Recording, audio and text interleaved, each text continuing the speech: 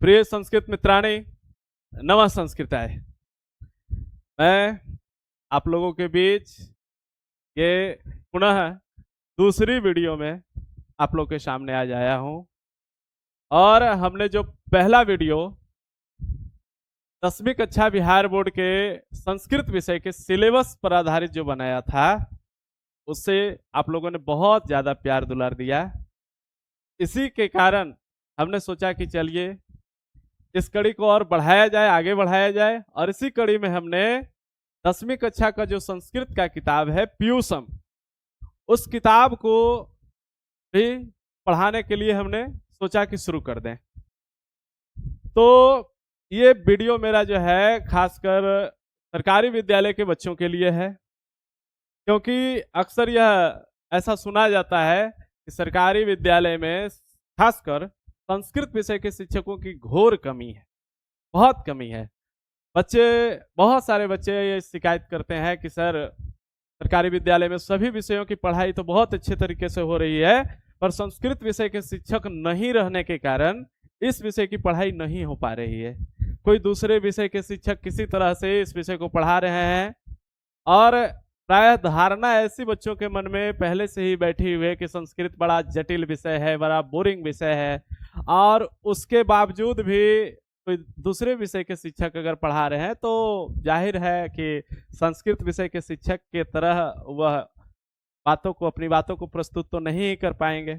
तो विद्यार्थियों के शिकायत को देखते हुए, खासकर सरकारी विद्यालय के विद्यार्थियों के शिकायत को खत्म करने के लिए मैंने सोचा कि क्यों ना हम ही ये नया चीज शुरू करते हैं। तो हम इसी कड़ी में जो 10वीं कक्षा का संस्कृत विषय का जो पीयूषम किताब है, पीयूषम का 14वां अध्याय जो है शास्त्रकारा, आप लोग देख रहे होंगे थंबनेल पे 14वां अध्याय है जिसका नाम है शास्त्रकारा। तो आज हम इसी से शुरू करेंगे, क्योंकि यह हमारे पीयूषम किताब का सबसे अंतिम अध्याय है।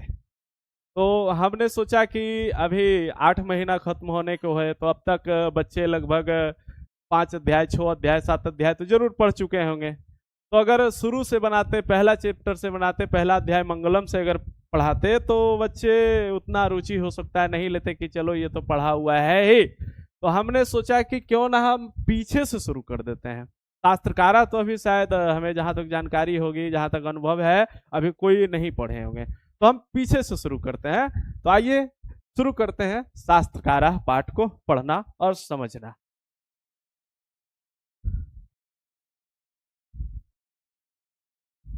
तो ये हमारा पाठ खुल गया, पाठ का स्लाइड। चतुर्दश पाठ, शास्त्रकारा पाठ जो है वो चतुर्दश अध्याय में है। चतुर्दश, पहले तो हम इसे समझेंगे। चतुर्दश, चतुः मतलब होता है बच्चों 4। चतुः का अर्थ क्या होता है?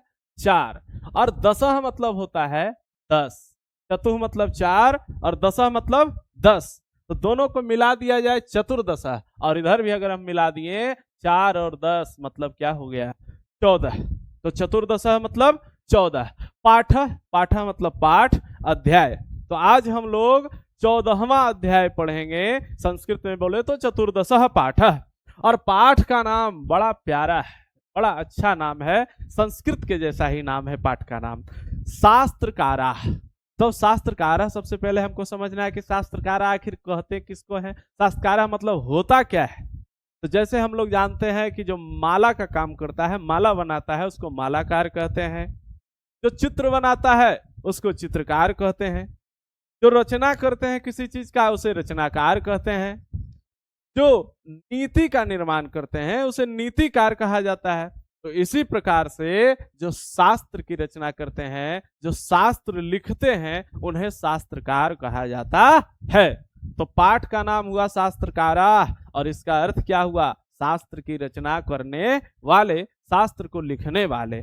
तो पाठ के नाम से ज्ञात हो रहा होगा कि आज हम इस पाठ में शास्त्र, कौन कौन सा महत्वपूर्ण शास्त्र है और उन सभी शास्त्रों को लिखने वाले कौन है, इसके बारे में हम पढ़ेंगे।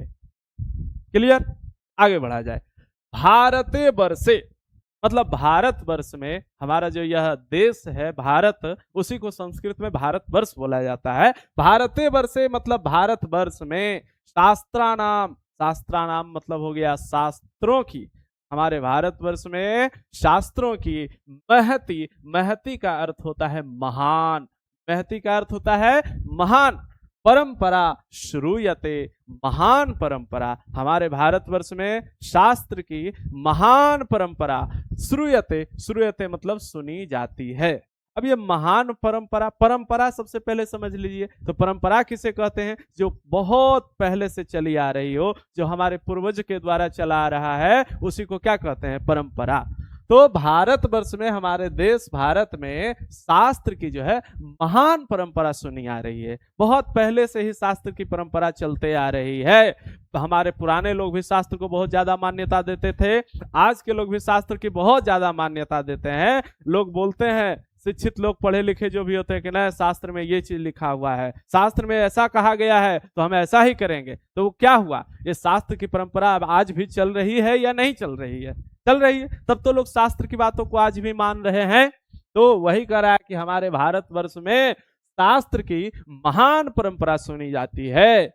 अगर प्रश्न यहां से पूछा जाए कि किसकी महान परंपरा सुनी जाती है, तो हमारा जवाब होगा शास्त्रों की महान परंपरा सुनी जाती है। शास्त्रों की महान परंपरा कहाँ सुनी जाती है? तो शास्त्रों की महान परंपरा भारतवर्ष में सुनी जाती है।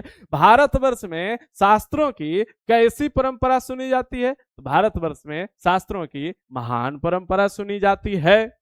क्लियर? एक वाक्य क्लियर हो गया होगा। आगे बढ़ा जाए। शास्त्राणी, शास्त्राणी का अर्थ हुआ शास्त्र, शास्त्राणी मतलब शास्त्र।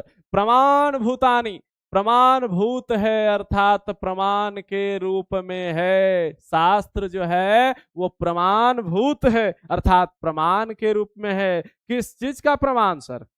किसका प्रमाण है शास्त्र? तो आगे बताया गया है समस्त ज्ञानस्य मतलब समस्त ज्ञान का, समस्त ज्ञानस्य मतलब समस्त ज्ञान का, स्रोत स्वरूपानी मतलब स्रोत के रूप में, समस्त ज्ञान के स्रोत के रूप में, समस्त ज्ञान के स्रोत के रूप में मतलब जितने भी प्रकार के ज्ञान हैं उन सभी ज्ञान का स्रोत कौन है? तो शास्त्र है। जैसे अगर अभी आपसे हम पूछ दें कि आपके घर का सोर्स ऑफ इनकम क्या है, आमदनी का स्रोत क्या है, तो कोई बताएंगे बच्चे कि किसान, कोई दुकान है ना, किसी के पिताजी नौकरी में होंगे वहां से आमदनी आ रहा होगा। मतलब सोर्स मतलब क्या हुआ? जरिया, आमदनी का जरिया, जहां से आमदनी आ रहा हो। तो आमदनी का स्रोत मतलब जहां से आमदनी आ रहा हो। समस्त ज्ञान का स्रोत मतलब जहां से समस्त ज्ञान आ रहा हो, जहां से समस्त ज्ञान, सभी प्रकार का ज्ञान निकला हो, उसी को क्या कहेंगे? स्रोत। तो बताया है समस्त ज्ञान का स्रोत के रूप में कौन है? तो शास्त्र है।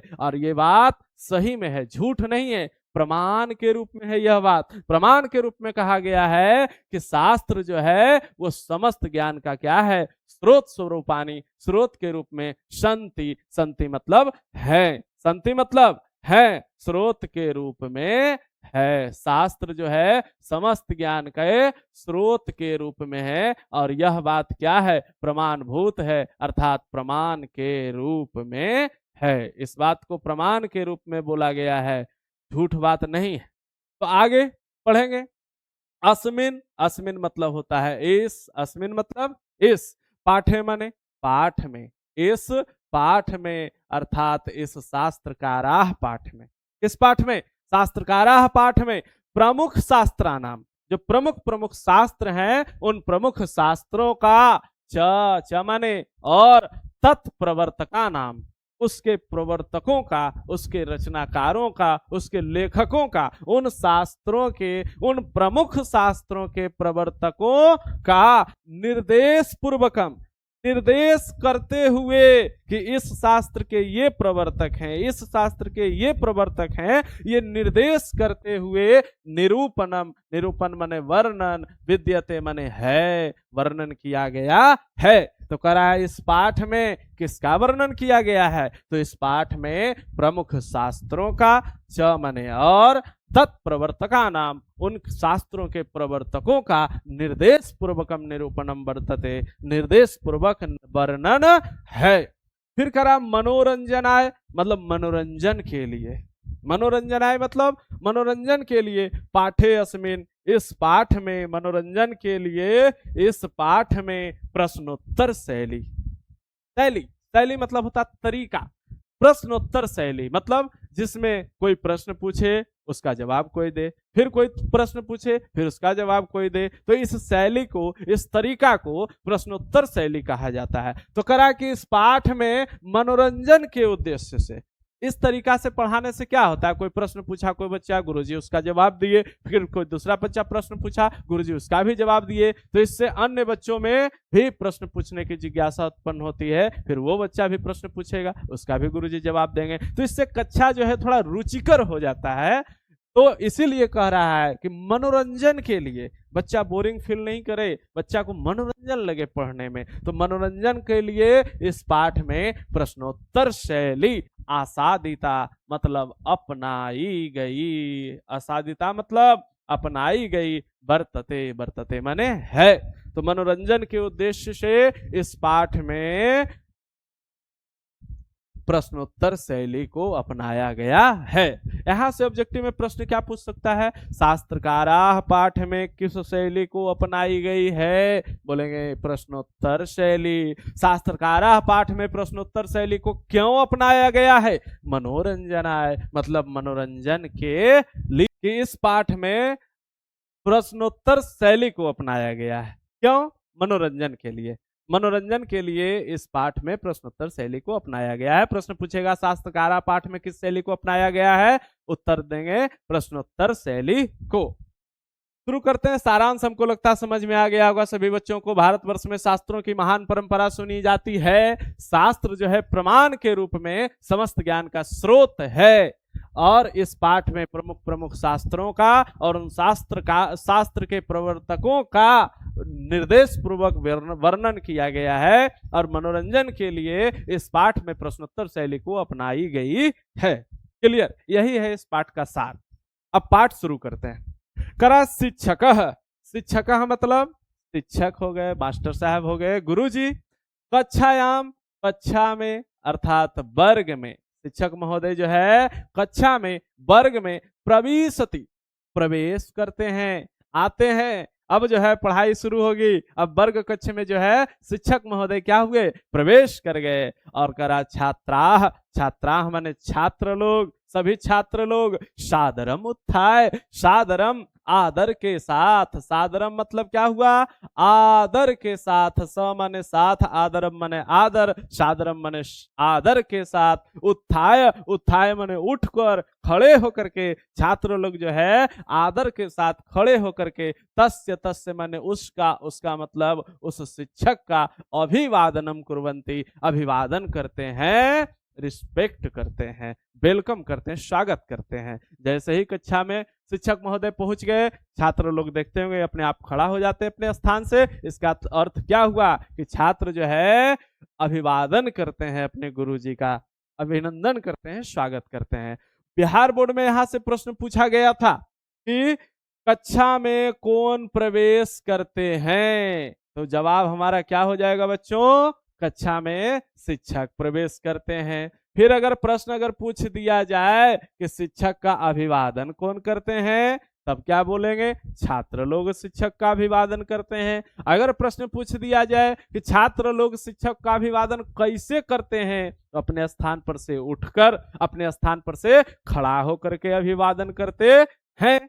समझ में आ गया होगा। शिक्षक कक्षा में प्रवेश करते हैं, छात्र लोग आदर के साथ उठकर उनका अभिवादन करते हैं।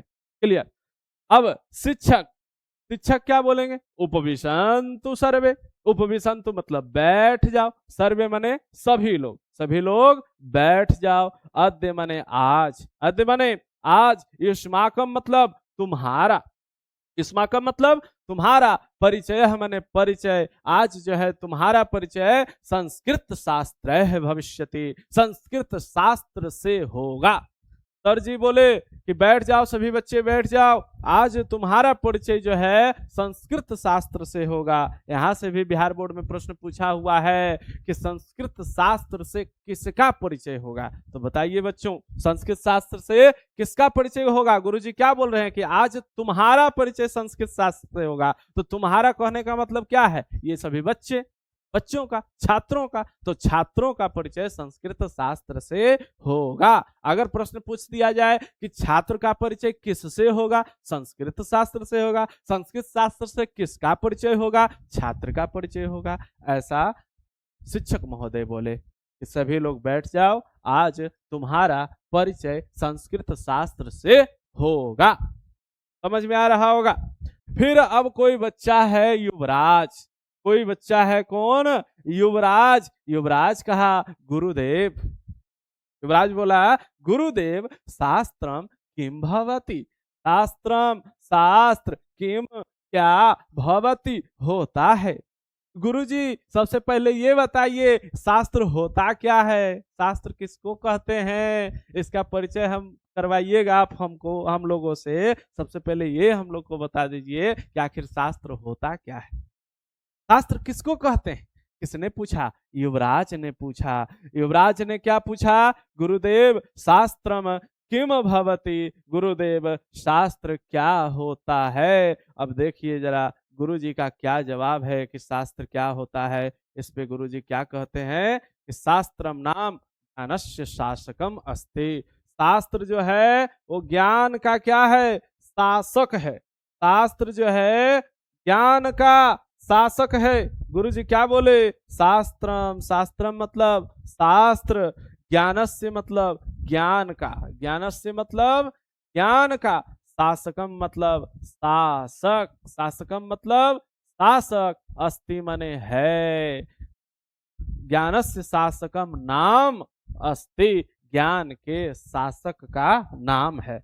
शास्त्र जो है ज्ञानस्य शासकम नाम अस्ति, ज्ञान के शासक का नाम है।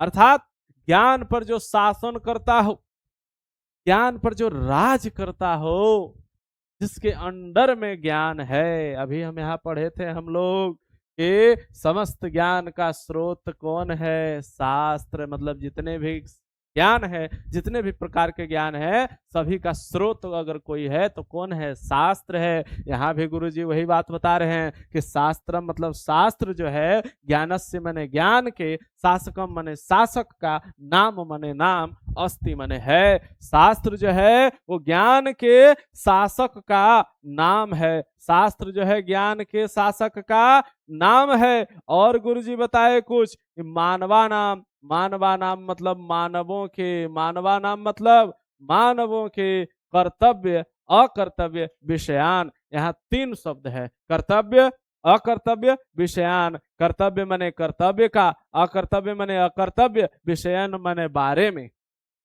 मानवों के कर्तव्य और अकर्तव्य के बारे में, तत् तत् मने वह मने कौन? शास्त्र।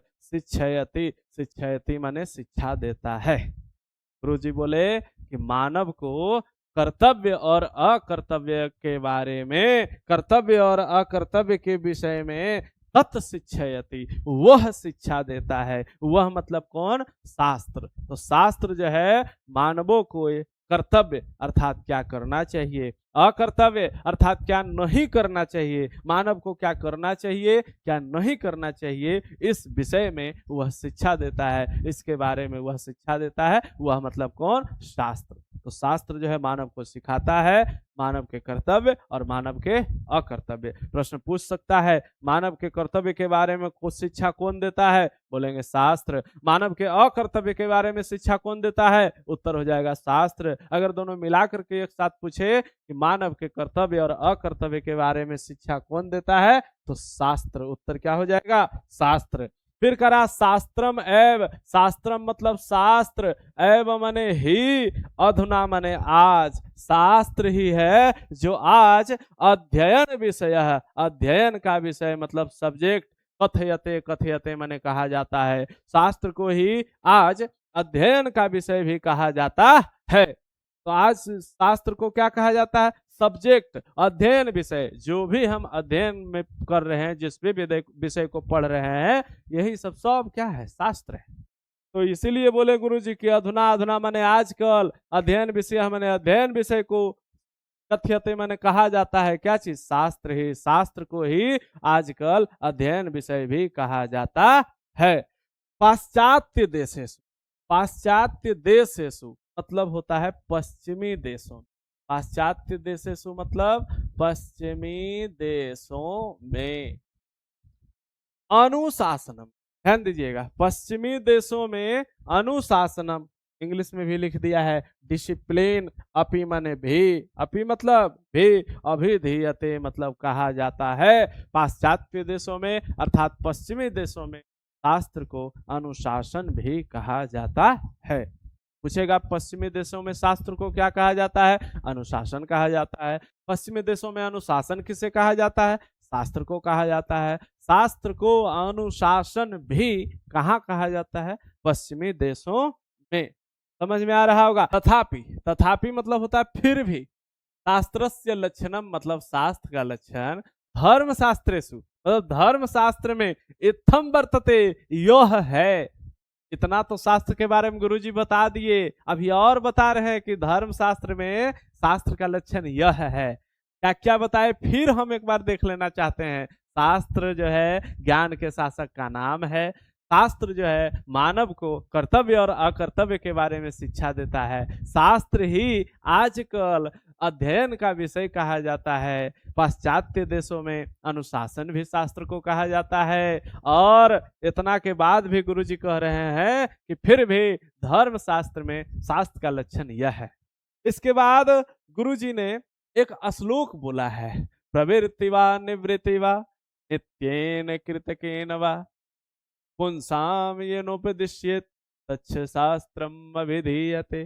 प्रवृत्ति वा निवृत्ति वा नित्येन कृतकेन वा पुंसाम येनोपदिश्येत तच्छ शास्त्रम अभिधीयते।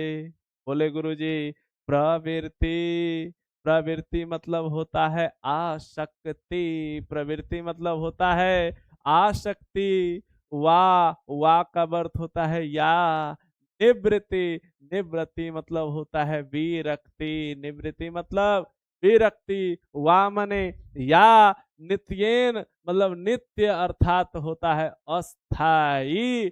वा मतलब या, कृतकेन कृतक मतलब होता है अस्थाई। इस पहले लाइन में, श्लोक के पहले लाइन में 4 शब्द आया, प्रवृत्ति वा निवृत्ति वा नित्येन कृतकेन वा। प्रवृत्ति मतलब क्या लिखे हैं? आसक्ति। आसक्ति किसे हमें ग्रहण करना चाहिए उसी को कहते हैं आसक्ति।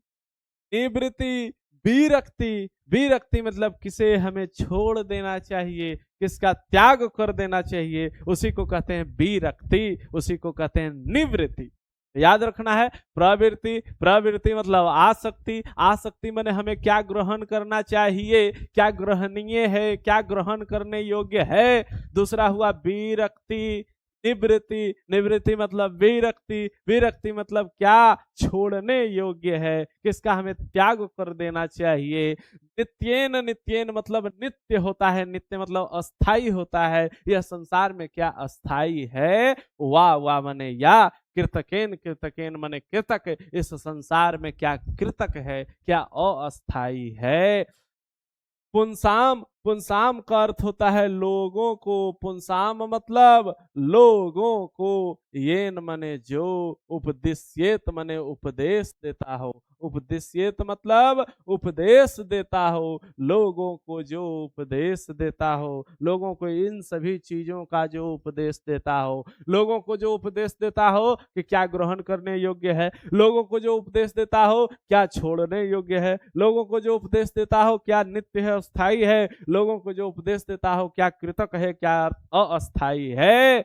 तच्छ शास्त्रम अभिधीयते, वह ही शास्त्र अभिधीयते मतलब कहा जाता है, उसे ही शास्त्र कहा जाता है, उसको ही शास्त्र बोला जाता है। 4 चीज ध्यान रखना है।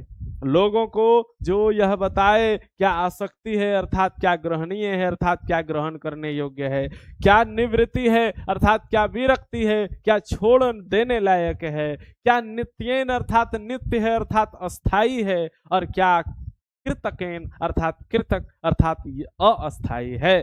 तो लोगों को इन चार चीजों की जो जानकारी देता हो वही क्या कहलाता है, शास्त्र कहलाता है। पुंसाम मतलब लोगों को, येन उपदेश्येत माने जो उपदेश देता हो, जो उपदेशित करता हो, तच्छ शास्त्रम वह ही शास्त्र, अभिधीयते कहा जाता है, उसे ही शास्त्र कहा जाता है, उसे ही शास्त्र बोला जाता है। इसके बाद बोला अभिनव। अभिनव बोला कि गुरुजी अर्थात शास्त्रम अर्थात शास्त्र जो है मानवेभ्य, मानवेभ्य मतलब मानवों को, कर्तव्यम कर्तव्य मतलब कर्तव्य, च मतलब और अकर्तव्य मतलब अकर्तव्य, बोधयति बोध कराता है, बताता है। बोला गुरुजी शास्त्र जो है मानवों को कर्तव्य और अकर्तव्य के बारे में बोध कराता है। शास्त्रम नित्यम भवतु वेद रूपम, इसको यहां से देखना है, वेद रूपम शास्त्रम, वैसा शास्त्र जो वेद के रूप में है, जो वेद के रूप में शास्त्र है वह नित्यम भवतु, वह क्या होता है, नित्य होता है, अस्थाई होता है, अथवा या कृतकम भवतु, कृतक होता है। क्या कृतक होता है, ऋष्य आदि प्रणीतम, ऋषियों इत्यादियों के द्वारा लिखा गया शास्त्र कृतक होता है। दो चीज बता रहा है यहाँ पे, वेद रूपम शास्त्रम, वेद के रूप में जो शास्त्र है नित्यम भवति, क्या होता है, नित्य होता है। यहां से भी बोर्ड में प्रश्न पूछा हुआ है, वेद रूपम शास्त्रम किम भवति, वेद के रूप में जो शास्त्र होता है वो क्या होता है, कैसा होता है। तो याद रखेंगे, वेद रूपम शास्त्रम नित्यम भवतु, वेद के रूप में जो शास्त्र होता है वह नित्य होता है। और ऋषि आदि प्रणीतम, ऋषि इत्यादियों, ऋषियों मुनियों इत्यादि के द्वारा जो लिखा गया शास्त्र होता है वह कृतकम भवतु, वह क्या होता है, कृतक होता है अर्थात अस्थाई होता है। ऐसा कौन बोला, ऐसा अभिनव बोला। क्या लग रहा है आप लोग को, अभिनव सही बोला, सही समझा, सही सीख पाया गुरुजी ने जो अभी बताया। हाँ, अभिनव का कहना है कि शास्त्र मानव को कर्तव्य और अकर्तव्य के बारे में बताता है, वेद के रूप में जो शास्त्र है वो नित्य होता है, और ऋषि इत्यादि के द्वारा जो शास्त्र लिखा गया है वह कृतक होता है। क्या ऐसा है गुरुजी? अब देखिए गुरुजी क्या कहते हैं, शिक्षक, शिक्षक बोले सम्यक जानासि वत्स, सम्यक मतलब ठीक, सही, उचित, जानासि माने जानते हो, वत्स मतलब बेटा, बेटा के अर्थ में वत्स का प्रयोग किया जाता है। गुरुजी बोले ठीक ही जानते हो बेटा, सही जानते हो बेटा, अर्थात गुरुजी ने भी मुहर लगा दिया कि अभिनव ने जो समझा वह सही समझा। तो अभिनव ने क्या समझा था कि शास्त्र मानव को कर्तव्य और अकर्तव्य का बोध कराता है, अर्थात आप लोग भी जान लीजिए शास्त्र जो है मानवों को कर्तव्य और अकर्तव्य के बारे में जानकारी देता है। प्रश्न अगर पूछा जाए मानवों को कर्तव्य और अकर्तव्य के बारे में कौन बताता है, उत्तर बोलेंगे शास्त्र बताता है। शास्त्र जो है नित्य होता है, कौन सा शास्त्र, वेद रूपम शास्त्रम, वैसा शास्त्र जो वेद के रूप में लिखा गया है वह नित्य होता है अर्थात अस्थाई होता है। वेद रूपी शास्त्र कैसा होता है, अस्थाई होता है, नित्य होता है। और ऋषि इत्यादि के द्वारा लिखा गया शास्त्र कैसा होता है, तो कृतक होता है अर्थात अस्थाई होता है। तो गुरु जी ने कहा सम्यक जानासि वत्स, सही जानते हो बेटा, ठीक जानते हो बेटा, तुमने सही समझा है कि जो ऋषि के द्वारा लिखा गया शास्त्र है वह कृतक होता है, और जो वेद के रूप में जो शास्त्र होता है वह क्या होता है, नित्य होता है अर्थात अस्थाई होता है।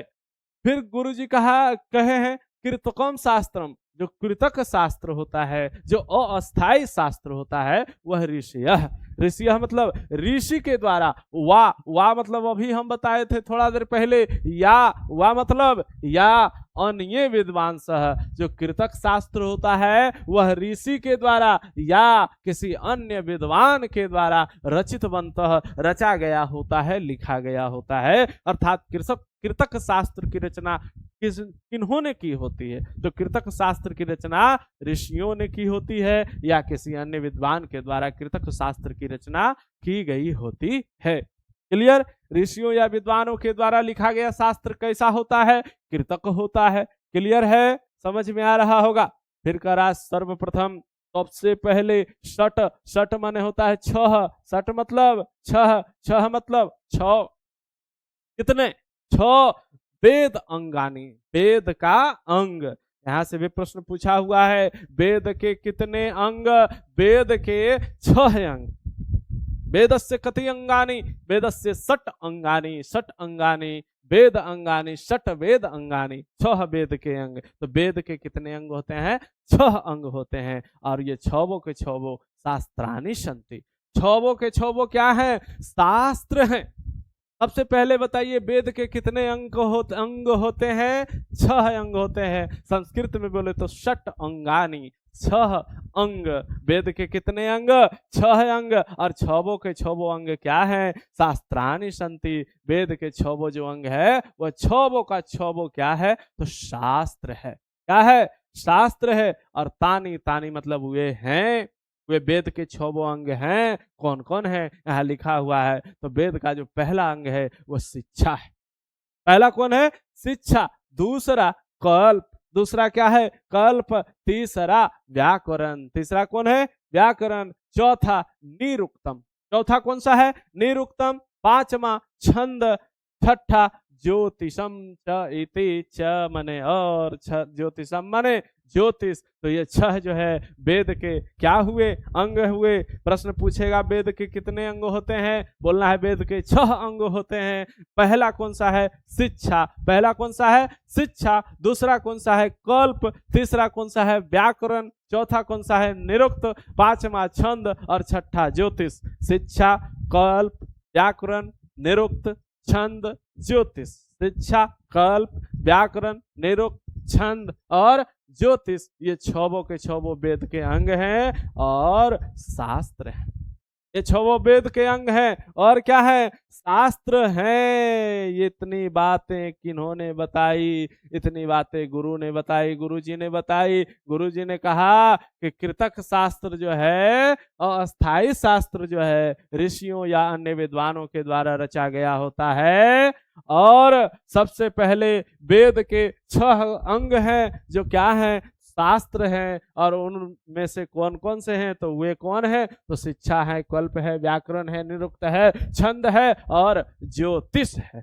अब इमरान नाम का कोई छात्र है। इमरान कह रहा है गुरुदेव, इमरान क्या कह रहा है? गुरुदेव एतासाम विषयानाम, इन सभी विषयों के आपने जो बताया, इन सभी विषय, इन सभी शास्त्र के बारे में जो आपने बताया, शिक्षा, कल्प, व्याकरण, निरुक्त और छंद और ज्योतिष के बारे में आपने जो बताया, तो इन सभी विषयों के प्रणेता रह, कौन कौन प्रणेता है? इसके लेखक कौन है? इसके रचनाकार कौन है? यह प्रश्न किनका है बच्चों? यह इमरान का पूछा गया प्रश्न है। इमरान के द्वारा पूछा गया है प्रश्न कि गुरुजी आपने जो यह छह वेद के अंग बताया, शिक्षा, कल्प, व्याकरण, निरुक्त, छंद और ज्योतिष, तो इन सभी विषय के प्रणेता कौन है? इसके रचनाकार कौन है? तो अब हम गुरुजी का जवाब देखेंगे। गुरुजी क्या बताते हैं कि इन छवों के प्रणेता कौन है? तो गुरुजी का जवाब हम लोग देखेंगे। शिक्षक, शिक्षक क्या कहे? श्रृणुत, श्रृणुत मतलब होता है सुनो। शिक्षक क्या बोले? श्रृणुत, श्रृणुत मने सुनो। यूयम मने यूयम सर्वे, तुम सभी। यूयम सर्वे, तुम सभी। यूयम सर्वे, तुम सभी। श्रृणुत मने सुनो, सुनो तुम सभी। सावहितम, सावहितम मतलब होता है सावधानी पूर्वक, सावधानी पूर्वक। तो जी बोले तुम लोग सावधानी पूर्वक समझो। अभी इमरान ने प्रश्न पूछा, गुरुजी इन सभी विषयों के प्रणेता कौन है? तो गुरुजी बोले तुम सभी लोग सावधानी पूर्वक से सुनो कि इनके प्रणेता कौन है। तो अभी हम लोग पढ़ रहे थे वेद के छह अंग। वेद के छह अंग, उसमें से पहला था शिक्षा, दूसरा था कल्प, तीसरा था व्याकरण, चौथा था निरुक्त, पांचवा था छंद और छठा था ज्योतिष। तो इमरान के द्वारा प्रश्न पूछा गया था कि गुरुजी इन सभी विषयों के प्रणेता कौन है। तो गुरुजी ने कहा कि तुम सभी लोग सावधानी पूर्वक सुनो। अब क्षोभों के बारे में हम लोग जानेंगे। पहला था शिक्षा, तो शिक्षा के बारे में गुरुजी ने कहा कि शिक्षा जो है उच्चारण प्रक्रिया बोधयति, उच्चारण की प्रक्रिया का बोध कराता है। शिक्षा हमें बोलने के लिए सिखाता है। बोलने की जो प्रक्रिया है, क्या क्या प्रक्रिया है, किस किस प्रक्रिया से हम लोग उच्चारण कर पाते हैं किसी भी चीज को, किसी भी शब्द को, इस प्रक्रिया को, इस प्रोसेस को, उच्चारण करने की प्रोसेस को, उच्चारण करने की प्रक्रिया को हमें बोधयति, बोध कराता है, हमें जानकारी देता है। कौन? शिक्षा। तो शिक्षा के बारे में जान लीजिए। शिक्षा जो है उच्चारण प्रक्रिया बोधयति, उच्चारण प्रक्रिया का क्या कराता है? बोध कराता है, उच्चारण प्रक्रिया के बारे में बताता है। इसी में कह रहा है पाणिनीय शिक्षा। पाणिनीय शिक्षा एक ग्रंथ है, इसके बारे में कह रहे हैं कि तस्याह, तस्याह मतलब उसका, उसका मतलब किसका? शिक्षा का, शिक्षा शास्त्र का प्रसिद्ध ग्रंथ।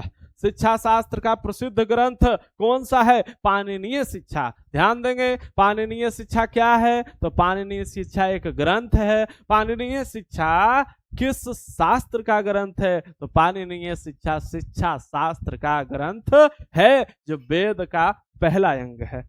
वेद का पहला अंग कौन है? शिक्षा। शिक्षा क्या करता है? शिक्षा उच्चारण प्रक्रिया का बोध कराता है। और शिक्षा शास्त्र का एक प्रसिद्ध ग्रंथ का नाम क्या है? तो पाणिनीय शिक्षा। पाणिनीय शिक्षा जो है तस्याह प्रसिद्धो ग्रंथ, उनका प्रसिद्ध ग्रंथ है, उसका प्रसिद्ध ग्रंथ है। उसका मतलब किसका? शिक्षा का, शिक्षा शास्त्र का। अभी हम थोड़ा देर पहले पढ़े थे कि वेद का 6 अंग है और 6 को 6 क्या है? शास्त्र है। तो पहला अंग कौन सा है? शिक्षा। तो शिक्षा को भी हम शिक्षा शास्त्र कह सकते हैं। तो शिक्षा शास्त्र का ही पाणिनीय शिक्षा क्या है? प्रसिद्ध ग्रंथ है। पूछेगा शिक्षा शास्त्र का प्रसिद्ध ग्रंथ कौन सा है? पाणिनीय शिक्षा। या प्रश्न पूछ दिया जाए पाणिनीय शिक्षा किस शास्त्र का ग्रंथ है? तो शिक्षा शास्त्र का ग्रंथ है। पाणिनीय शिक्षा किसका ग्रंथ है? पाणिनीय शिक्षा शिक्षा का ग्रंथ है। नाम में ही दिख रहा होगा आपको, कंफ्यूज होना नहीं है। दूसरा हम लोग जाने थे, दूसरा वेद का अंग क्या है? कल्प। और ये कल्प भी क्या है? तो शास्त्र है। हम पहले से ही जानते हैं कि वेद के 6 अंग हैं और 6 के 6 शास्त्र हैं। तो दूसरा क्या है? कल्प।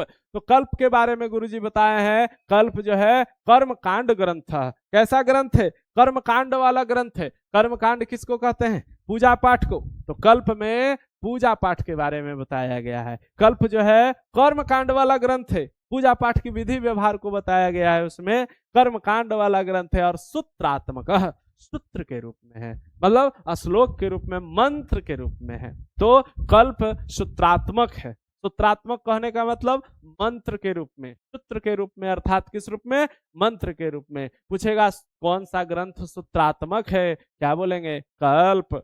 कल्प जो है कैसा ग्रंथ है? ग्रंथ है कर्मकांड ग्रंथ है। कल्प कैसा ग्रंथ है? कर्मकांड ग्रंथ है। किस रूप में है? सूत्र के रूप में है, या हिंदी में बोले तो मंत्र के रूप में है। कल्प जो है मंत्रात्मक है, सूत्रात्मक है, मंत्र के रूप में है, सूत्र के रूप में है। कैसा ग्रंथ है? कर्मकांड वाला ग्रंथ है, पूजा पाठ वाला ग्रंथ है। ध्यान देना है, बौधायन, भारद्वाज, गौतम, वशिष्ठ आदय। बौधायन, भारद्वाज, गौतम, वशिष्ठ आदय ऋषि इत्यादि ऋषि अस्य शास्त्रस्य, इस शास्त्र के, किस शास्त्र के? कल्प शास्त्र के। हम जानते हैं कल्प वेद का दूसरा अंग है और वेद के 6 अंग है और 6 अंग क्या है? शास्त्र है। तो कल्प भी वेद का अंग है, तो कल्प भी क्या हो गया? शास्त्र हो गया। तो करा बौधायन, भारद्वाज, गौतम, वशिष्ठ आदय ऋषि इत्यादि ऋषि जो है अस्य शास्त्रस्य रचयिता, इस शास्त्र के क्या है? रचयिता हैं। पूछ देगा बौधायन किस शास्त्र के रचयिता हैं?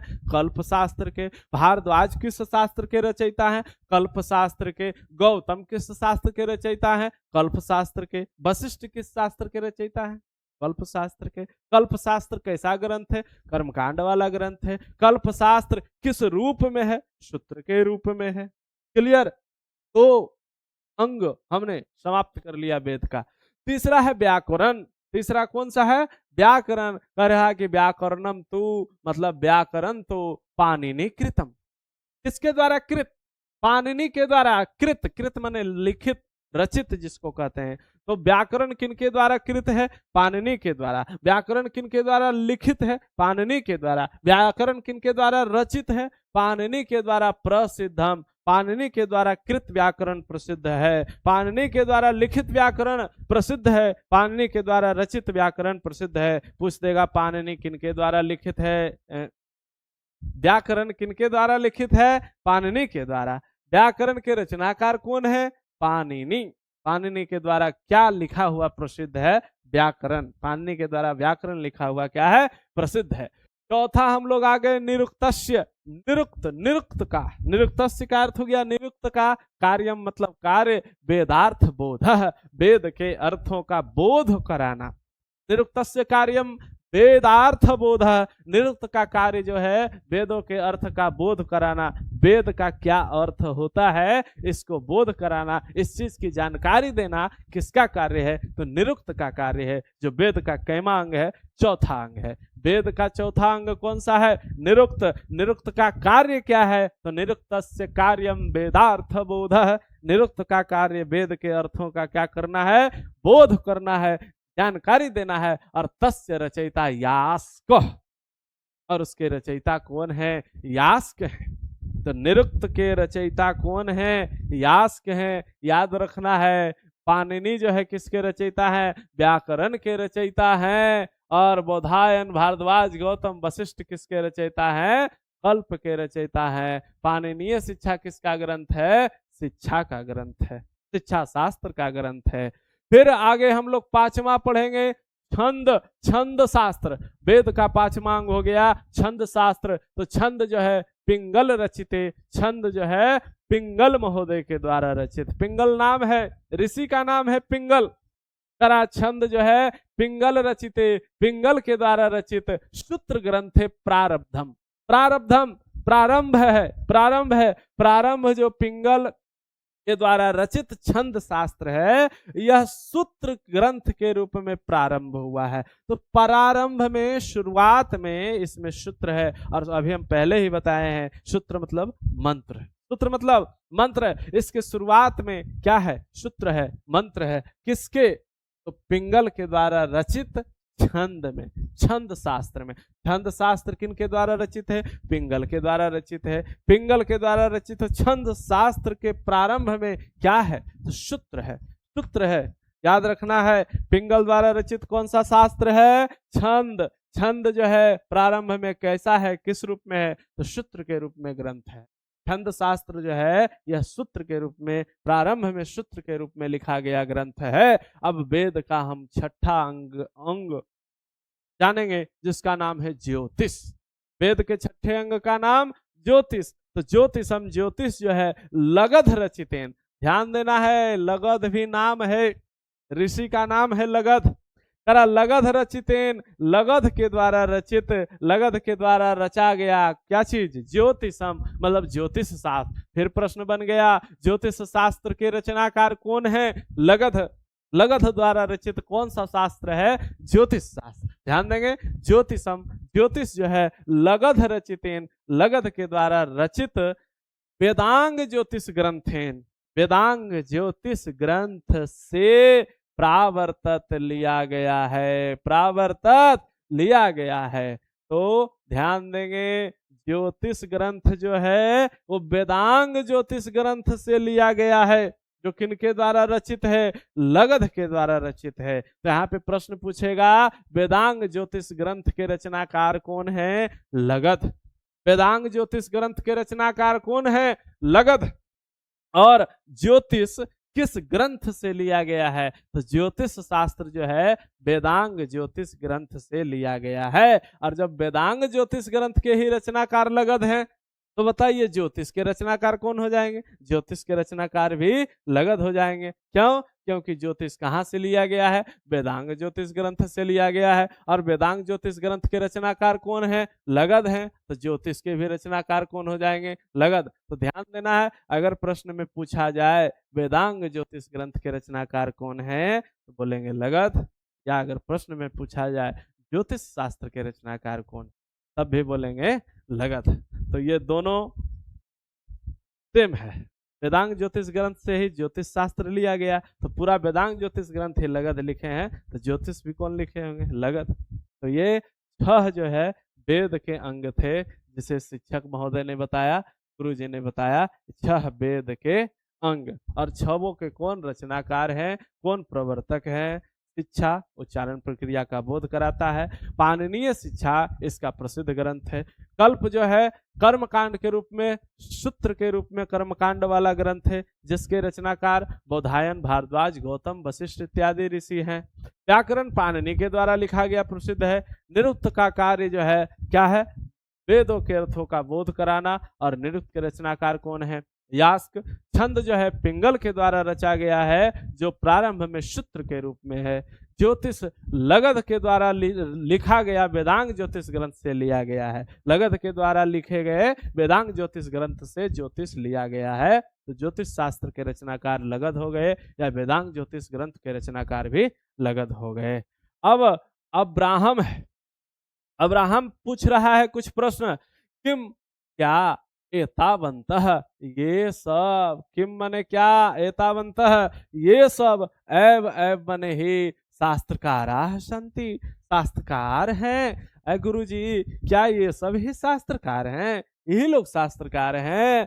पाणिनि महोदय, पिंगल महोदय, लगध महोदय, यास्क महोदय, बौधायन, भारद्वाज, गौतम, वशिष्ठ, पाणिनि, यही सब शास्त्रकार हैं क्या?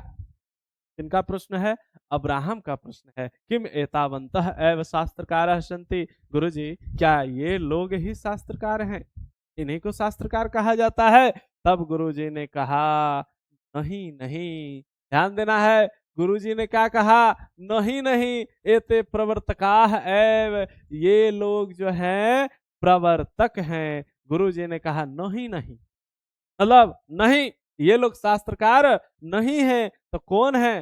तो येते माने ये सब प्रवर्तकाः एव, प्रवर्तक ही है। अब शास्त्रकार और प्रवर्तक में अंतर क्या समझना है? शास्त्रकार हो गए जिन्होंने शास्त्र की रचना कर दिया है, उसको शास्त्रकार कहेंगे। प्रवर्तक कौन हुए? तो उसको जो ले करके आगे बढ़ाए, उसको प्रवर्तक कहा जाता है। ध्यान देना, शास्त्रकार किसी शास्त्र की रचना कर दिए, वो शास्त्रकार हो गए, और उसको जो आगे तक ले गए, बहुत आगे तक बढ़ाए, उसको प्रवर्तक कहा जाता है। तो गुरुजी बोले कि ये लोग शास्त्रकार नहीं हैं, ये लोग कौन है? प्रवर्तक। इन लोगों ने ये सब चीज को क्या किया? आगे बढ़ाया है।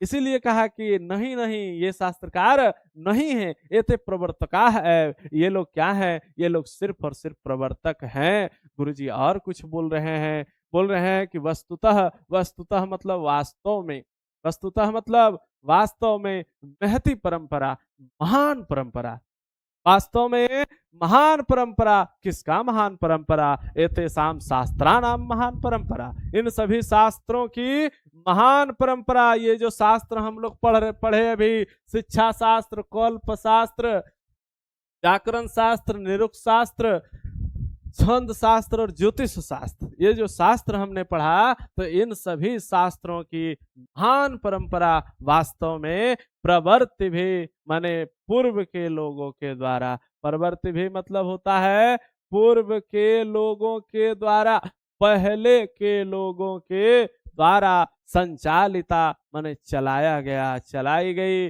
पहले के लोगों के द्वारा चलाई गई है। जो पूर्व के लोग थे उनके द्वारा चलाया गया इन शास्त्रों की महान परंपरा। शुरू में हम बताएं परंपरा किसको कहते हैं? जो पहले से चला आ रहा हो। तो कौन चलाया इसको? तो वही कह रहा है कि इन एतेषां शास्त्राणाम, इन सभी शास्त्रों की महती परंपरा, महान परंपरा जो है परवर्ती भी पूर्व के लोगों के द्वारा, पहले के लोगों के द्वारा संचालित किया गया है, चलाया गया है।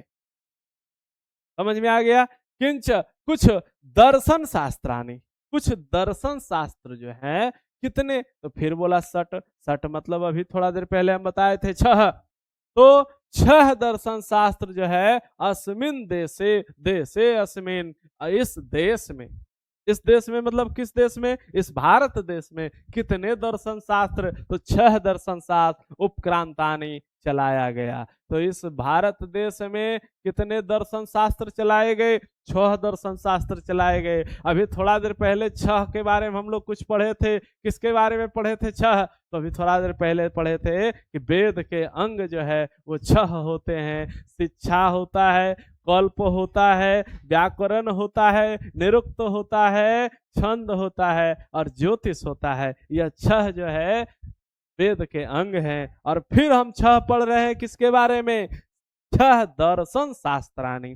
6 दर्शन शास्त्र इस देश में चलाया गया। तो भारत देश में पूछा जाएगा कितने दर्शन शास्त्र को चलाया गया? तो बोलेंगे 6 दर्शन शास्त्र को चलाया गया। भारत देश में कितने दर्शन शास्त्र हैं? तो बोलेंगे 6 दर्शन शास्त्र हैं। अगर कुछ भारत देश नहीं बोले, डायरेक्ट ऐसे बोले दर्शन शास्त्र कितने हैं, तो हम बोलेंगे 6 दर्शन शास्त्र कितने हैं? 6। ध्यान देना है, कितने दर्शन शास्त्र हैं? 6। करा 6 दर्शन शास्त्रानी। 6 दर्शन शास्त्र अस्मिन देशे उपक्रांतानि, इस देश में चलाया गया है। गुरु जी ने कहा कि इस देश में 6 प्रकार के दर्शन शास्त्र चलाए गए हैं। तो श्रुति, हाँ लड़की शायद पहली बार यहाँ पे पूछी है।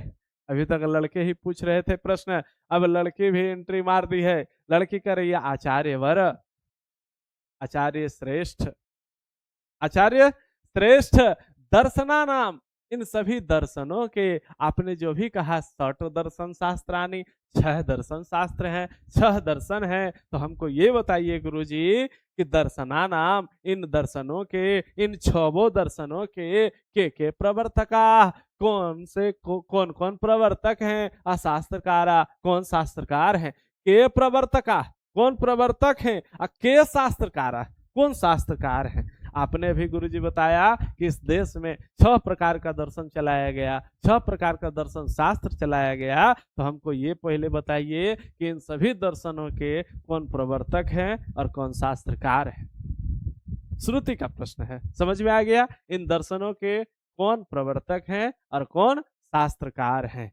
गुरुजी कह रहे हैं चलो ठीक है, सुनो इन सभी 6 दर्शनों के कौन प्रवर्तक हैं और कौन शास्त्रकार हैं। तो शिक्षक का कहना है पहला, ये याद रख लेना, पहला हो गया सांख्य दर्शन। पहला कौन सा दर्शन है? सांख्य दर्शन। फिर बोल रहे हैं कितने दर्शन है? 6 दर्शन है। दर्शन कितने हैं? 6। कितने दर्शन चलाए गए? 6। तो 6 में से पहला कौन सा है? सांख्य दर्शन। पहला कौन सा? याद रखेंगे, 6 दर्शन में से पहला दर्शन कौन सा है? सांख्य दर्शन। तो सांख्य दर्शन से प्रवर्तका, सांख्य दर्शन के प्रवर्तक कपिल। याद रखते जाना है। दर्शन के बारे में भी याद रखना है कि कौन कौन सा 6 दर्शन है और उन दर्शन के प्रवर्तक कौन हैं। बहुत इंपॉर्टेंट है, बहुत महत्वपूर्ण है, इसको याद रखना है। तो पहला दर्शन कौन हुआ? सांख्य दर्शन। पहला दर्शन कौन सा है? सांख्य दर्शन। इसके प्रवर्तक कौन है? कपिल। कपिल किसके प्रवर्तक हैं? सांख्य दर्शन के। सांख्य दर्शन के प्रवर्तक कौन है? कपिल। दूसरा आ गया योग दर्शन, याद रखना है। पहला सांख्य दर्शन, दूसरा योग दर्शन। योग दर्शन से पतंजलि, अर्थात योग दर्शन के प्रवर्तक कौन है? पतंजलि। सांख्य दर्शन के प्रवर्तक कौन है? कपिल। याद करते जाना है, कपिल सांख्य दर्शन के प्रवर्तक हो गए, पतंजलि योग दर्शन के प्रवर्तक हो गए। एवं एवं माने इसी प्रकार, इसी तरह, एवं मतलब इसी प्रकार, गौतमेन मतलब गौतम के द्वारा, ऋषि गौतम के द्वारा, गौतम मुनि के द्वारा न्याय दर्शनम रचितम, न्याय दर्शन की रचना की गई। तो न्याय दर्शन तीसरा देखिए आ गया दर्शन। कौन सा दर्शन?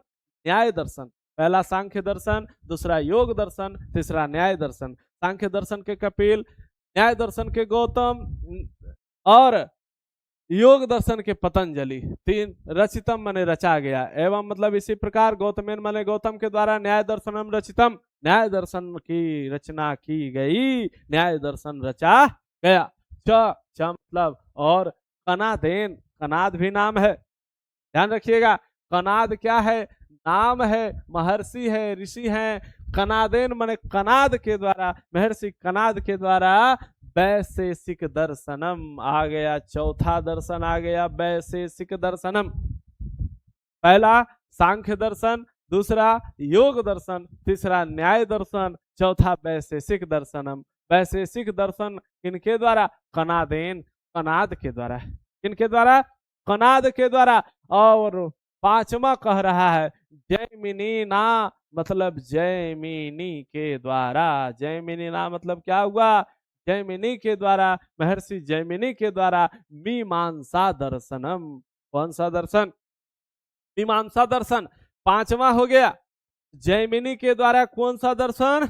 मीमांसा दर्शन, याद रखना है। और च मतलब और, वादरायण मतलब होता है वादरायन। वादरायन के द्वारा, वादरायन मतलब वादरायन के द्वारा कौन सा दर्शन? छठा दर्शन का नाम आ गया वेदांत दर्शन। वादरायन के द्वारा वेदांत दर्शन। पहला दर्शन कितने? 6। पहला सांख्य दर्शन, दूसरा योग दर्शन, तीसरा न्याय दर्शन, चौथा वैशेषिक दर्शन, पांचवा मीमांसा दर्शन, छठा वेदांत दर्शन। सांख्य दर्शन के प्रवर्तक कपिल, योग दर्शन के प्रवर्तक पतंजलि, न्याय दर्शन के प्रवर्तक गौतम, वैशेषिक दर्शन के प्रवर्तक कनाद, मीमांसा दर्शन के प्रवर्तक जैमिनी और वेदांत दर्शन के प्रवर्तक वादरायण। तो वादरायण के द्वारा वेदांत दर्शनम, वेदांत दर्शन प्रणीतम लिखा गया, रचा गया। तो वादरायण महोदय के द्वारा वेदांत दर्शन की रचना की गई है। फिर गुरुजी क्या कह रहे हैं? सर्वेशाम सबों में, छबों में, छबों दर्शनों में, सबों में सत अधिका, सत अधिका। सत मतलब होता है 100, सत मतलब 100, अधिका मतलब अधिक, तो शताधिका मतलब क्या हो गया? 100 से अधिक। गुरुजी का कहना है सर्वेशाम शताधिका, सबों में 100 से अधिक। सबों में मतलब छबों दर्शनों में 100 से भी अधिक व्याख्यातारा क्या हुए हैं? व्याख्याता हुए हैं। इन सबों को व्याख्या करने वाले को व्याख्यातारा कहते हैं। तो छवों दर्शनों के बहुत सारे व्याख्या करने वाले हुए हैं, करीब करीब 100 से भी अधिक व्याख्यातारा हुए हैं। च मने और स्वतंत्र ग्रंथकारा, और इन सबों के अलग अलग ग्रंथकार, अलग अलग इनसे अलग अलग ग्रंथ लिखे हैं, तो इसीलिए उनको कहा गया स्वतंत्र ग्रंथकार। वर्तन्ते मने हैं, इन सबों के अलग अलग से ग्रंथकार भी हैं। मीमांसा दर्शन जैमिनी तो है ही, लेकिन इन लोग के स्वतंत्र ग्रंथकार भी हैं। 100 से अधिक व्याख्याता भी हैं और स्वतंत्र ग्रंथकार भी हैं, अलग अलग ग्रंथकार भी हैं। लेकिन ये लोग प्रवर्तक हैं, रचनाकार हैं। कौन? सांख्य दर्शन के कपिल, योग दर्शन पतंजलि, न्याय दर्शन गौतम, वैशेषिक दर्शन कनाद, मीमांसा दर्शन जैमिनी, वेदांत दर्शन बादरायण। क्लियर? 6 दर्शन और 6 दर्शन के प्रवर्तक क्लियर हो गया। अब देखिए प्रश्न कौन पूछ रही है? गार्गी। अब फिर एक लड़की प्रश्न पूछी, बस तुरंत लड़की दूसरी लड़की भी प्रश्न पूछती है, और इसका नाम क्या है? गार्गी। गार्गी पूछी है गुरुदेव। गार्गी का कहना है गुरुदेव भवान, भवान मतलब होता है आप, भवान मतलब आप, वैज्ञानिकानि शास्त्रानि। कौन सा शास्त्र? वैज्ञानिक शास्त्र। गुरुजी आपने वैज्ञानिक शास्त्र कथम, कथम मने क्यों, न मने नहीं, बदती मने बोले। आप वैज्ञानिक शास्त्र क्यों ना बोले? क्यों नहीं बोलते हैं वैज्ञानिक शास्त्र? वैज्ञानिक शास्त्र के बारे में आपने नहीं कुछ बताया, जिसमें विज्ञान के बारे में बताया गया हो वैसा शास्त्र भी तो कोई होगा, उसके शास्त्र, उस शास्त्र के बारे में आपने क्यों नहीं बताया? वैज्ञानिक शास्त्रानि कथम न वदति, वैज्ञानिक शास्त्र क्यों नहीं बोले? अब शिक्षक महोदय देखो क्या कहेंगे। प्रश्न पहले गार्गी का समझना है। गुरुजी आपने दर्शन बता दिया, आपने वेद बता दिया, आपने वेद का अंग बता दिया, लेकिन आपने वैज्ञानिक शास्त्र क्यों नहीं बोला? किसका प्रश्न है? गार्गी का प्रश्न है, वैज्ञानिक शास्त्र के बारे में आपने क्यों नहीं बताया? विज्ञान से संबंधित कुछ शास्त्र के बारे में हमको बताइए। आपने तो शुरू में कहा था कि समस्त ज्ञान का स्रोत है शास्त्र, सब ज्ञान शास्त्र से निकला है, तो वैज्ञानिक शास्त्र भी तो होगा जिसमें विज्ञान के बारे में बताया होगा। विज्ञान कहाँ से आया? विज्ञान का भी स्रोत तो शास्त्र ही होगा, तो हमको कुछ वैज्ञानिक शास्त्र के बारे में बताइए। तो गुरुजी बोले, उक्तम कथयसि, ठीक ही कहते हो, ठीक है कहते हो, बोलते हैं ना ऐसे, ठीक है कह रही हो, है ना। तो उसी तरह से गुरुजी बोले, उक्तम कथयसि, ठीक ही कहती हो।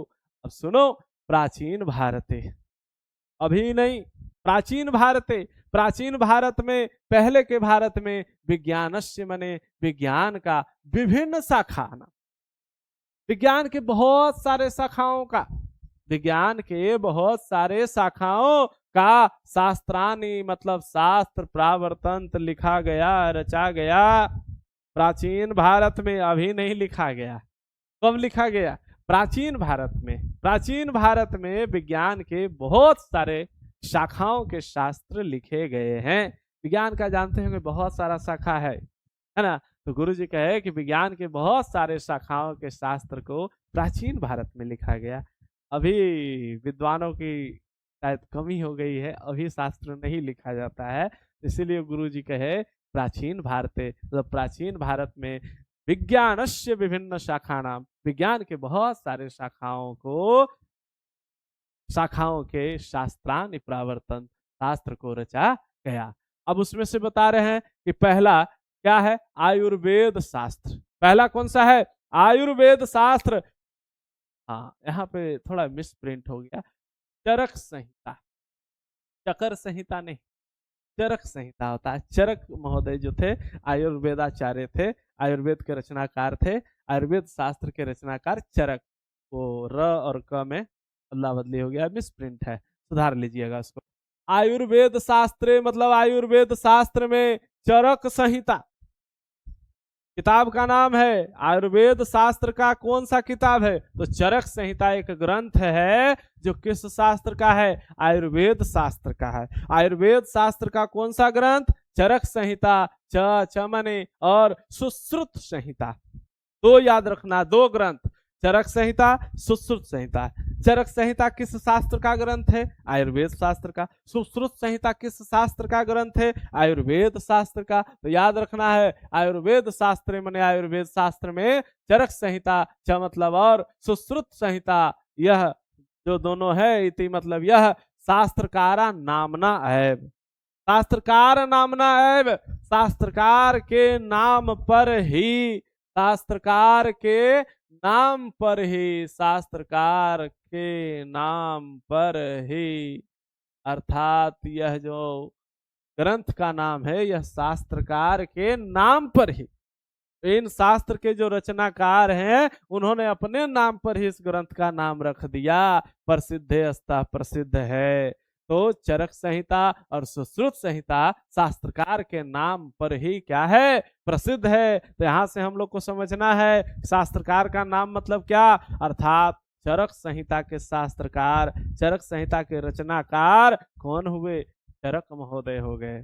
पूछेगा चरक संहिता के रचनाकार कौन है?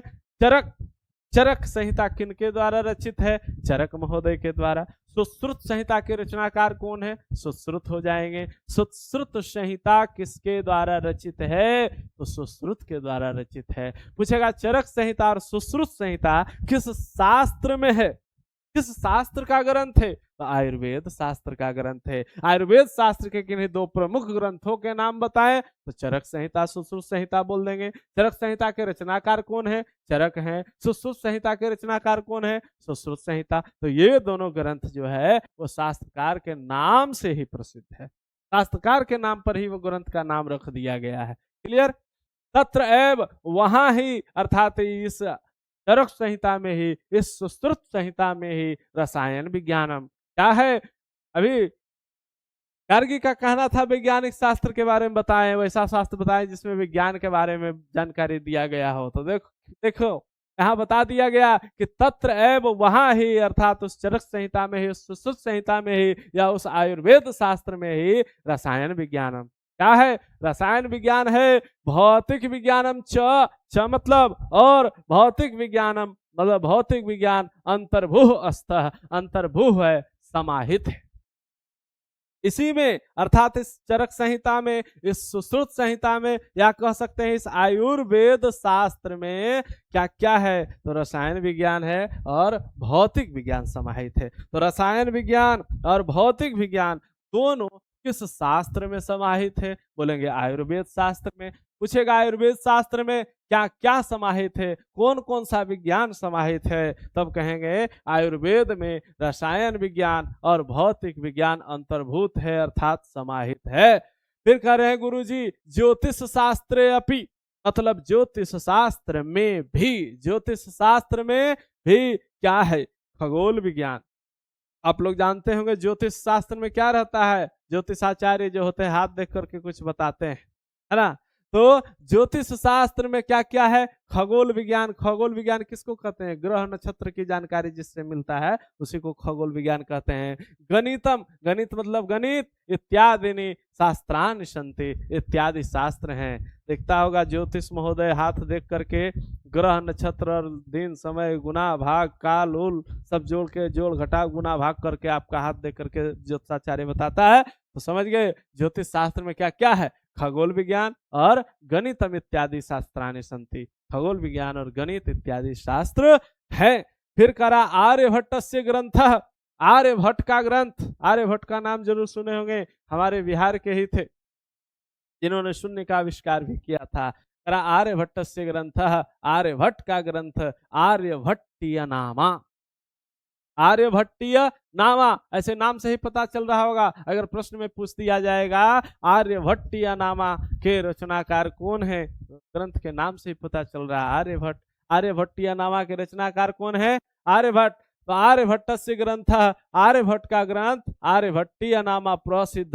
आर्यभट्टीय नामा भी क्या है? प्रसिद्ध है। इसमें क्या है? खगोल विज्ञान गणित है। समझ गया? आर्यभट्ट जो है किस शास्त्र का ग्रंथ है? ज्योतिष शास्त्र का ग्रंथ है। समझ में आया? अगर पूछा जाए किस शास्त्र में रसायन विज्ञान और भौतिक विज्ञान समाहित है? आयुर्वेद शास्त्र में। आयुर्वेद शास्त्र का दो प्रमुख ग्रंथ का नाम बताओ। चरक संहिता, सुश्रुत संहिता। चरक संहिता के रचनाकार चरक, सुश्रुत संहिता के रचनाकार सुश्रुत, और रसायन विज्ञान और भौतिक विज्ञान इसी में समाहित है। फिर करा ज्योतिष शास्त्र में खगोल विज्ञान और गणित है। खगोल विज्ञान और गणित किस में है? ज्योतिष शास्त्र में। आर्यभट्ट का ग्रंथ आर्यभट्टीय नामा भी प्रसिद्ध है। तो ज्योतिष शास्त्र का एक ग्रंथ आर्यभट्टीय नामा भी है, जो किनके द्वारा रचित है? तो आर्यभट्ट के द्वारा रचित है। करा एवं, एवं मतलब इसी प्रकार, एवं मतलब इसी प्रकार वराह मिहिरस्य मतलब वराह मिहिर के द्वारा। वराह मिहिर कवि का नाम है, लेखक का नाम है, याद रखना है। वराह मिहिर के द्वारा बृहत संहिता। बृहत संहिता क्या हो गया? ग्रंथ हो गया। बृहत संहिता क्या हो गया? ग्रंथ हो गया। तो बृहत संहिता के रचनाकार कौन है? वराह मिहिर। वराह मिहिर ने किस ग्रंथ की रचना की? बृहत संहिता। ध्यान देना है। एवं मतलब इसी प्रकार वराह मिहिरस्य मने वराह मिहिर का बृहत संहिता विशालो ग्रंथ। बृहत संहिता जो है कैसा ग्रंथ है? विशाल ग्रंथ। किनके द्वारा लिखा गया? वराह मिहिर के द्वारा। तो वराह मिहिरस्य वराह मिहिर का बृहत संहिता विशालो ग्रंथ। बृहत संहिता नामक विशाल ग्रंथ है। यत्र यत्र मने जना, जहां नाना विषया, नाना विषय, अनेक विषय समन्विता, समन्वित है, शामिल हैं। शुरू में कहा, यहाँ बताया विशाल ग्रंथ। बृहत संहिता जो है कैसा ग्रंथ है? विशाल ग्रंथ है। बृहत संहिता किनके द्वारा लिखा गया है? वराह मिहिर के द्वारा। तो बृहत संहिता या वराह मिहिर के द्वारा लिखा गया बृहत संहिता कैसा ग्रंथ है? विशाल ग्रंथ है। इसमें कितने विषय समन्वित हैं, शामिल हैं? तो करा नाना विषय समन्विता, अनेकों विषय शामिल। जब ग्रंथ ही विशाल है तो विषय तो अनेकों अनेक शामिल रहेंगे ही। उसी प्रकार से करा वास्तुशास्त्रम अपि, वास्तुशास्त्र भी, वास्तुशास्त्रम अपि, वास्तुशास्त्र भी। अत्र मने यहाँ व्यापकम शास्त्रम आसीत, बहुत व्यापक शास्त्र था। इसी में वास्तुशास्त्र भी बहुत व्यापक शास्त्र था, बहुत बड़ा शास्त्र था। वास्तुशास्त्र समझते होंगे, जिसको देख करके बताया जाता है कि किधर किचन होना चाहिए, घर के किस दिशा, घर का किस दिशा में मेन दरवाजा होना चाहिए, घर के किस कोना में लेटरिन बाथरूम होना चाहिए, किचन किस कोना में होना चाहिए, तो ये सब किससे बताया जाता है? ये सब वास्तुशास्त्र से ही बताया जाता है। करा वास्तुशास्त्रम अपि, वास्तुशास्त्र भी अत्र मने यहाँ व्यापकम शास्त्रम आसीत। कैसा शास्त्र था? व्यापक शास्त्र था, बहुत बड़ा शास्त्र था। जैसे वराह मिहिर के द्वारा लिखा गया बृहत संहिता विशाल ग्रंथ है, उसी तरह से वास्तु शास्त्र भी बहुत व्यापक शास्त्र है, बहुत बड़ा शास्त्र है। क्या मतलब? और कृषि विज्ञान, कौन सा विज्ञान? कृषि विज्ञान। पराशरेन एक लेखक हैं, रचनाकार हैं, ऋषि हैं, महर्षि पराशर, याद रखना है। पराशरेन, पराशर के द्वारा, महर्षि पराशर के द्वारा कृषि विज्ञानम रचितम, कृषि विज्ञान की रचना की गई। प्रश्न पूछेगा पराशर के द्वारा रचा गया क्या है? तो कृषि विज्ञान। कृषि विज्ञान के रचनाकार कौन है? महर्षि पराशर। फिर गुरुजी बोले वस्तुतो मैंने वास्तव में न अस्ति, नहीं है, वास्तव में नहीं है। क्या नहीं है भाई? शास्त्रकारा नाम, शास्त्रकारों की अल्पा संख्या, कम संख्या। गुरुजी बोले शास्त्रकारों की अल्पा संख्या न अस्ति, शास्त्रकारों की कम संख्या नहीं है, शास्त्रकार बहुत संख्या में है, बहुत हैं। समझ में आ गया होगा। आर्यभट्टीय नामा किनका है? आर्यभट्ट का है। बृहत संहिता किनका है? वराह मिहिर का है। और चरक संहिता के रचनाकार चरक, सुश्रुत संहिता के रचनाकार सुश्रुत। चरक संहिता और सुश्रुत संहिता किस शास्त्र का ग्रंथ है? आयुर्वेद शास्त्र का ग्रंथ है। ज्योतिष शास्त्र में खगोल विज्ञान और गणित है। चरक संहिता में रसायन विज्ञान और भौतिक विज्ञान है। ज्योतिष शास्त्र में खगोल विज्ञान और गणित है। आर्यभट्ट का आर्यभट्टीय नामा प्रसिद्ध है। बारह मिहिर का बृहत संहिता विशाल ग्रंथ है, जहाँ अनेकों अनेक विषय हैं। और वास्तु शास्त्र भी यहाँ व्यापक शास्त्र है। और कृषि विज्ञान जो है महर्षि पराशर के द्वारा रचित है। और वास्तव में शास्त्रकारों की संख्या कम नहीं है, वास्तव में शास्त्रकारों की संख्या कम नहीं है। तो वर्गनायक महोदय कहे, जो मॉनिटर साहब होते हैं, वर्गनायक जो होते हैं, कक्षा नायक, उन्होंने कहा गुरुदेव, हे गुरुदेव, अद्य, अद्य मतलब आज, अद्य मतलब आज, बहु ज्ञातम मतलब बहुत ज्यादा, ज्ञातम माने ज्ञात हो गया, जानकारी हो गया। गुरुदेव आज बहुत कुछ जान लिए, बहुत कुछ ज्ञात हो गया। प्राचीनस्य भारतस्य गौरवम, बोला गुरुजी प्राचीन भारत का गौरव। किसका? प्राचीन भारत का गौरव। सर्वथा, सर्वथा माने हमेशा, समृद्धम क्या रहा है? समृद्ध रहा है। हमारा जो प्राचीन भारत था उसका गौरव हमेशा समृद्ध रहा है, भरा पूरा रहा है। हमारा प्राचीन भारत बहुत ही समृद्ध रहा है। प्राचीन भारत जो था, पहले का भारत, वो किसी भी चीज में कमी नहीं था, किसी भी चीज में कम नहीं था। हमारा प्राचीन भारत का गौरव बहुत ज्यादा हमेशा से ही क्या रहा है? समृद्ध रहा है, भरा पूरा रहा है। इतना बात किसको समझ में आ गया? वर्ग नायक महोदय जो हैं, उन्हें यह बात समझ में आ गई कि गुरुजी आज बहुत जान लिए, प्राचीन भारत का गौरव जो है हमेशा से ही समृद्ध रहा है। और शिक्षक महोदय जो है, वर्गात मतलब वर्ग से निष्क्रामति, क्या होते हैं? निकलते हैं। शिक्षक महोदय जो है वो वर्ग से निकल जाते हैं। और छात्राह मतलब छात्र लोग जो है, अनुगच्छन्ति, अनु मतलब होता है पीछे पीछे, अनु मतलब पीछे पीछे, गच्छन्ति जाते हैं। गुरुजी वर्ग से निकले और उसके पीछे पीछे कौन लोग जाते हैं? छात्र लोग भी चले जाते हैं। तो यहाँ पर जो है हमारा यह अध्याय क्या हो जाता है? समाप्त हो जाता है। तो हमने कोशिश किया है कि पूरे एक अध्याय को जितना कम समय में हो सके दिखाने की पूरी कोशिश करें। अगर यह वीडियो आप लोग को अच्छा लगा हो तो लाइक करें, सब्सक्राइब करें चैनल को। और जहाँ पे कुछ गड़बड़ी अगर लग रही हो तो उस चीज़ को कमेंट में हमें बताना है। तथा आगे जो है, अब इसके आगे कौन सा वीडियो लाना है, किस चीज़ पे वीडियो लाना है, वो भी हमें कमेंट करके बताइएगा आप। अब जरा सा थोड़ा सा इस पाठ के बारे में हल्का सा जान लेते हैं कि एक जो हमने पढ़ा कि 6 दर्शन शास्त्र, 6 दर्शन शास्त्र हैं और उनके कोई प्रवर्तक थे। ये चूंकि बड़ा इम्पोर्टेंट है, बड़ा महत्वपूर्ण, इसलिए इस चीज को हम जानना चाह रहे हैं कि दर्शन शास्त्र कितने थे? 6। और 6 दर्शन शास्त्र के कोई ना कोई प्रवर्तक थे। तो इस चीज को हम लोग जान ले, सबसे पहला जो है क्या था? सांख्य। और सांख्य तक महोदय थे, कपिल थे। सांख्य दर्शन कपिल महोदय थे। हो गया न्याय दर्शन गौतम हो गया। ध्यान रखना है, दर्शन शास्त्र कितने? 6 या 6 दर्शन थे, और उन 6 दर्शन के कौन थे? प्रवर्तक थे कोई ना कोई। तो सांख्य दर्शन के प्रवर्तक कौन थे? कपिल थे। न्याय दर्शन के प्रवर्तक कौन थे? गौतम थे। दूसरा,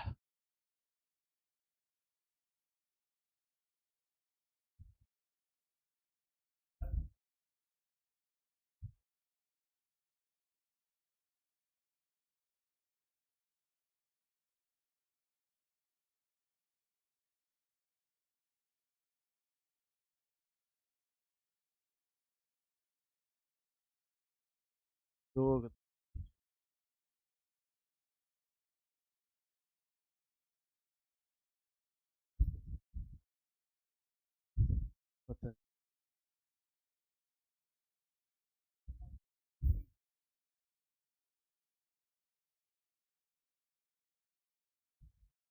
वैसे दर्शन,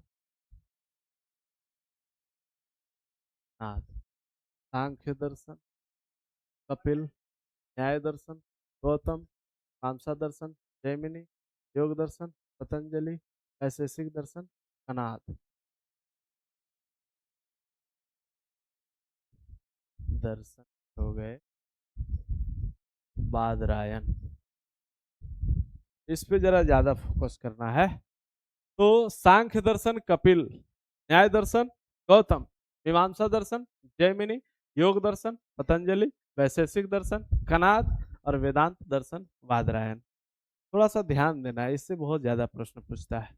अगर नहीं याद रहे तो ट्रिक टाइप से भी इसको याद कर सकते हैं कि कपिल कपिल कपिल जो था वो क्या कर रहा था? संख्या गिन रहा था।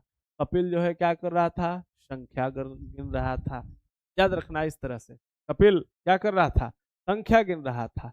और गौतम, गौतम जो है वो बड़ा ही, नाम से ही बड़ा लग रहा है कि सीधा साधा आदमी। गौतम जो है न्याय न्याय कर रहा था। मान लो कोई लड़ाई झगड़ा कर रहा है, तो उसमें गौतम जो है वो गया क्या करने? न्याय करने गया। तो गौतम जो है न्याय दर्शन के प्रवर्तक हो गए। तीसरा याद रखना है मीमांसा दर्शन जैमिनी। तो मीमांसा दर्शन है ना, कहीं हम जा रहे थे, एक घटना सुनाते हैं। और कुछ लोग थे, उन्होंने पूछा कि गुरुजी आप तो संस्कृत के शिक्षक हैं, बताइए मांस खाते हैं? हम कहे कि नहीं, खाने का तो खा लेते हैं, थोड़ा बहुत खा लेते हैं। तो इसी से याद रख लेना है, मी मांसा, मी मांसा दर्शन, मैं जो है मांस का दर्शन जरी मनी, तो थोड़ा बहुत कहते हैं है ना, तो जरी मनी अर्थात जय मनी। याद रखना, मैं मांस कितना खाता हूँ?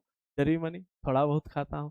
तो याद रख लेना है कि मीमांसा दर्शन जो है के प्रवर्तक कौन है? जैमिनी। योग, योग के बारे में तो आप लोग जानते ही होंगे, योग गुरु बाबा रामदेव, और उनका एक कंपनी, बड़ा प्रसिद्ध कंपनी है, कौन सा? पतंजलि। तो याद रखना है, योग दर्शन के प्रवर्तक कौन हो गए? पतंजलि महोदय योग दर्शन के प्रवर्तक हो गए। और वैशेषिक दर्शन, हाँ, तो इसके पीछे भी एक घटना है, एक कहानी है कि एक लड़का था, वो किसी किसी विशेष आदमी का है ना दर्शन करने गया। वैशेषिक दर्शन याद रखना है, किसी विशेष आदमी का क्या करने गया? दर्शन करने गया। शाम का समय था और देखने गया किसी विशेष आदमी को। और उसको दर्शन करते करते कोई, मान लो कि कोई देख लिया है, तो मार के उसको एकदम कना दिया है। याद रखना है, विशेष का दर्शन करने गया अर्थात क्या हो गया? वैशेषिक दर्शन। और पकड़ा गया, उसके बाद लोग मार करके उसको क्या कर दिया? कना दिया। याद रखना, कनाद। वैशेषिक दर्शन के प्रवर्तक रचनाकार कौन हो गए? कनाद हो गए। ऐसे करके ट्रिक में याद रखना, किसी विशेष आदमी का दर्शन करने गया और उसके बाद उसको मार करके लोग पकड़ लिया तो कना दिया। तो वैशेषिक दर्शन के रचनाकार कौन हो गए? कनाद हो गए। और वेदांत दर्शन, अंत वाला सबसे छठा, अंत, अंत इसके नाम में भी दिख रहा होगा, वेदांत, वेदांत दर्शन। और वह से वेदांत दर्शन, वह से वादरायण, याद रखना है, वह से वेदांत दर्शन, वह से वादरायण। संख्या कौन गिन रहा था? कपिल। न्याय कौन कर रहा था? गौतम। मैं मांस कितना खाता हूँ? जरीमनी। मीमांसा दर्शन जयमिनी। योग, योग बाबा रामदेव, बाबा रामदेव मतलब कंपनी उनका पतंजलि। वैशेषिक दर्शन किसी विशेष का दर्शन करने गया और पकड़ा गया तो कुटाया दम भर, कना दिया लोग मार के उसको, तो वैशेषिक दर्शन का कौन हो जाएंगे? अनाथ हो जाएंगे। और वेदांत, अंतिमा, अंत, नाम में भी अंत लगा हुआ है, वेदांत दर्शन, वह से वेदांत दर्शन और वह से वादरायण। तो इस तरह से यह शास्त्रकार पाठ, यह 14वां पाठ 10वीं कक्षा बिहार बोर्ड संस्कृत पीयूषम किताब का अंतिमा अध्याय, 14वां अध्याय जो शास्त्रकार है, यह पूरी तरह से अध्याय खत्म हो गया। हमें आशा होगा, विश्वास होगा कि पूरी अध्याय को आप लोगों ने बहुत अच्छे तरीके से पढ़ा होगा और अच्छे से समझा होगा। और ये इम्पोर्टेंट तथ्य है इस चैप्टर का, इससे बड़ा ही प्रश्न पूछता है, 2-3 प्रश्न पूछ देता है। तो इसीलिए इसको एक ट्रिक के माध्यम से कहानी बना करके इसको बता दिए हैं। तो उम्मीद करते हैं यह अच्छा लगा होगा समझाने का तरीका। अगर नहीं अच्छा लगा होगा, कुछ गड़बड़ लगा होगा तो उसे कमेंट में बताएंगे, उसको हम अगले वीडियो में सुधार करेंगे। और यहाँ पे यह चैप्टर समाप्त हुआ। धन्यवाद।